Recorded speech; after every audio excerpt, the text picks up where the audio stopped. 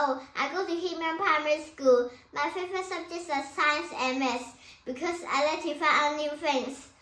More, I think the universe is very interesting. I'm interested in reading planets books because I want to know more about space. I like drawing too, and I got many awards. When I grow up, I want to be an astronaut because I like planets. And this is me. Hope I can see you in the next one. And I believe it is possible. 大家好，我今日講嘅主題就係探索月球。由於月球嘅溫差好大，日夜相差300度，唔適合俾太陽工作，仲會影響你嘅身體添。所以我哋要快啲解決呢個問題。我知道月球表面有好多坑洞，呢啲坑洞就17度，好適合俾太陽工作。所以我就利用呢啲坑洞嚟設計一個密封基地俾太空人。